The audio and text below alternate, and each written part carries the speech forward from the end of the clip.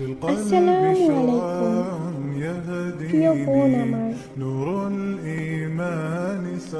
কখনো কখনো আমরা হাজারবার আস্তাগফিরুল্লাহ পড়ি, চোখে পানি ফেলি, হাত তুলে দোয়া করি, তবুও মনে হয় দোয়া কবুল হচ্ছে না।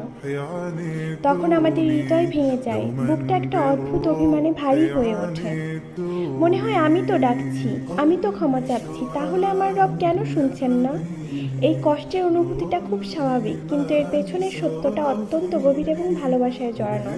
চলুন একটি আবেগ আর অনুভূতির জায়গা থেকে বিষয়টি বোঝার চেষ্টা করি। মুখে ইস্তেগফার, কিন্তু অন্তরে অনুতাপ নেই।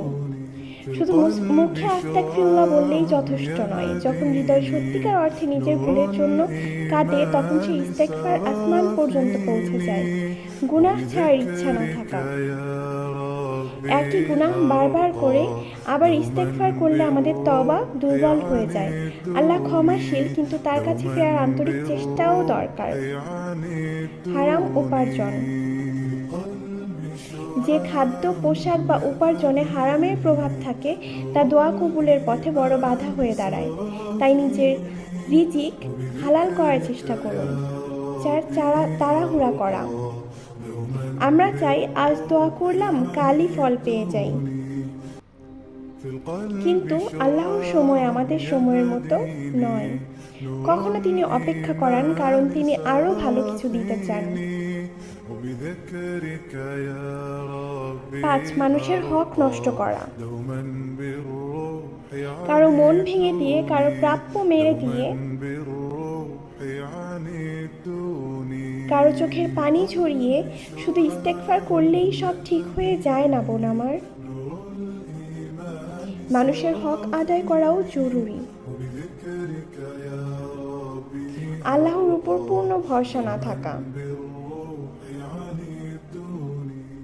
অনেক সময় আমরা দোয়া করি, কিন্তু অন্তরে সন্দেহ রাখি, হয়তো আল্লাহ কবুল করবেন না। অথচ দৃঢ় বিশ্বাস দোয়ার শক্তিকে বাড়িয়ে দেয়। আল্লাহ আপনাকে পরীক্ষা করছেন। সব দোয়া সঙ্গে সঙ্গে কবুল না হওয়ার একটি কারণ হতে পারে পরীক্ষা। আল্লাহ দেখতে চান আপনি শুধু পাওয়ার জন্য তাকে ডাকেন, নাকি না পেলেও তার দরজায় পড়ে থাকেন।